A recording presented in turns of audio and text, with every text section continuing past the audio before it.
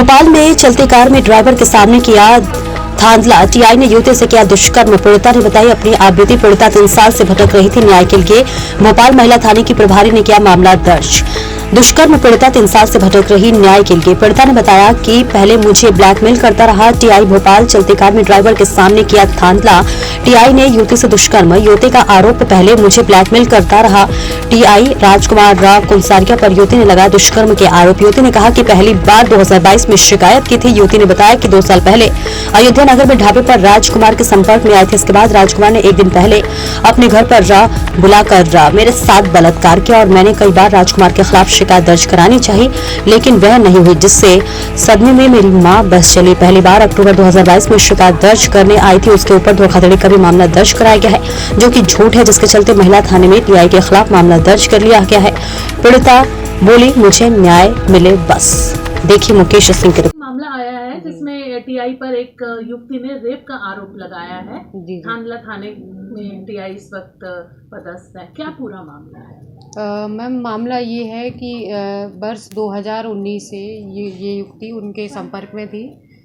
युवती का कहना ये है कि ये बचपन के दोस्त हैं महिला के, किंतु बीच में कुछ गैप हो गया था। उसके बाद 2019 में इनकी पोस्टिंग इसमें हुई, ये अयोध्या नगर थाने में। तभी इनका आना जाना रहा उनके ढाबे पे, जहाँ पे युवती ढाबा चलाती थी। तो उसी से उनके प्रेम प्रसंग बने और फिर युवती से शादी के लिए बोला गया और फिर शादी के लिए मना कर दिया गया। तो जिस बात से उसने एफआईआर दर्ज करवाई है। युवती ने क्या आरोप लगाए हैं? युवती ने यही आरोप लगाए हैं कि इन्होंने मुझे शादी का झांसा देके मेरा शारीरिक शोषण किया है, जो कि गलत है, और फिर शादी करने से मना कर दिया।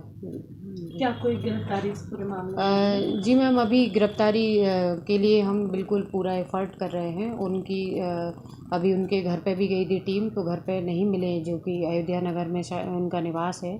उनकी पत्नी और बच्चे रहते हैं। अभी उनके जहाँ भी रहने की या होने की संभावना है, हम वहाँ पर जा के टीम के साथ छापा मारेंगे और उनको देखेंगे कि हैं कि नहीं, और अरेस्ट करेंगे फिर। इस पूरे मामले में एक बात ये भी आई है कि मैम 2 साल का ये मामला है, 2022 का बताया जा रहा है। हाँ। और पीड़ित युवती का कहना है कि 2 साल तक वो बहुत परेशान हुई। कई बार महिला थाने आई, आपसे पहले भी जो टीआई थी, लेकिन मामला दर्ज नहीं किया गया। अब वो डीजीपी के पास गई, तो ये मामला आपके पास क्या डीजीपी सर की तरफ से आया है? नहीं, ये बिल्कुल गलत है। डीजीपी साहब के पास से नहीं मामला आया है। ये महिला खुद ही रिपोर्ट करवाने आई थी, तो वरिष्ठ अधिकारियों के संज्ञान में है ये चीज़ है। बाकी डीजीपी साहब के पास से नहीं आया, ये बिल्कुल गलत है जी। ये एक हो गया। अब आपने टीआई के ऊपर आरोप लगाए हैं, क्या है पूरा मामला? सर, वो मेरे बचपन का दोस्त था। 23 साल के बाद मुझे मिला था। 23 साल बाद वो मेरे ढाबे पे खाना खाने आया था। उसके बाद से उसका आना जाना शुरू हो गया था। क्या और कुछ बातचीत हुई हो? कुछ सब बचपन की बातें याद दिलाई कि मैं तुम्हारा दोस्त रिंकू हूँ, सेमरा में अपन आमने सामने रहा करते थे। सब उसने घर वालों के फ़ोटो दिखाए, तब मुझे यकीन आया कि वो मेरे बचपन का दोस्त है। लेकिन उसने मेरे साथ धोखे से मुझे घर बुलाया, ये कहकर के उसका बर्थडे है, नशे की एक एल्प्रेक्स 0.5 टैबलेट दी, ये कहकर के उससे थकान नहीं होती, उससे रिलैक्स मिलता है। मैं उस पर भरोसा करती थी क्योंकि वो मेरे बचपन का दोस्त था। वो मैंने खा ली। उसके बाद मुझे नशा हुआ। उसने मुझे अपने बेडरूम में ले जाकर मेरी मर्ज़ी के बगैर ज़बरदस्ती मेरे साथ रेप किया। इस तरह से जब मैंने उसे बोला कि ऐसा उसने क्यों किया, तो बोलता है कि मैं तुम्हें बचपन से प्यार करता था, इतने साल बाद भी मैंने तुम्हें पहचान लिया और अब अपन दोनों शादी कर लेंगे, आगे की ज़िंदगी बहुत अच्छे से चलेगी। लेकिन 3 साल तक वो मेरे साथ हमेशा केवल शारीरिक संबंध बनाता रहा। शादी का जब भी कहूँ तब भी वो मुझसे लड़ता था। एक रात उसने मुझे, मलिक खान उसके दोस्त से मैंने पूछ लिया था, उसका ड्राइवर था, कि वो कहाँ है। वो मेरा फ़ोन नहीं उठा रहा था। उसका पचमढ़ी पीटीएस ट्रांसफ़र हो गया था, टीआई बन गया था, तो उसने मुझे फ़ोन उठाना, बात करना बहुत कम कर दिया था। इस बात पर उसने मुझे सोहागपुर बुलवाया। वहाँ उसने अपनी गाड़ी में मुझे बिठाया। चलती गाड़ी में उसने मेरे साथ रेप किया उसके ड्राइवर के सामने, और वहीं मुझे मरने के लिए छोड़कर चला आया।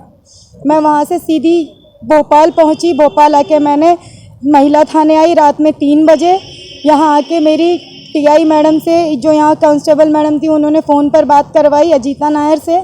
उन्होंने मेरी कंप्लेंट भी लिखने से मना कर दिया और मुझे भगा दिया थाने से। क्यों भगा दिया था उन्होंने? क्योंकि वो खुद राजकुमार को अच्छे से जानती थी और उनकी बहन नीतू कुंसारिया इसी थाने में सब इंस्पेक्टर थी। आपने शिकायतें की आला अधिकारियों से? जी, मैंने शिकायतें करी तो मुझे जांच का हवाला देते रहे। 2-2.5 साल तक मैं ऐसे ही दफ्तरों के चक्कर लगा रही हूँ। मुझे ये कह रहे हैं कि जांच चल रही है, जांच चल रही है। जांच करते करते एक दिन मेरे ही खिलाफ एफआईआर मैंने देखी कि न्यूज़पेपर में कि मेरे खिलाफ ही एफआईआर दर्ज हुई, लेकिन ये किसी ने मुझे नहीं बताया कि मेरे खिलाफ एफआईआर कैसे हुई। अड़ीबाजी का केस? अड़ीबाजी का उन्होंने मेरे ऊपर झूठा केस दर्ज करवा दिया, जबकि मैं खुद पिछले 2.5 साल से आवेदन लेके नीलेश अवस्थी जी के पास भी गई।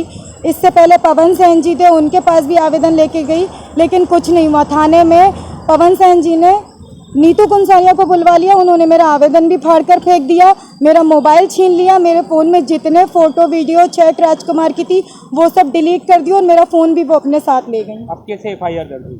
अब मैंने डीजीपी साहब को आवेदन दिया था, जन सुनवाई में गई थी, वहाँ से मुझे कमिश्नर साहब के यहाँ भेजा गया। वहाँ निधि सक्सेना मैडम मिली, उनको मैंने सारी बात की जानकारी दी, तब उन्होंने मुझे यहाँ थाने भेजा, महिला थाने, तब एफआईआर हुई।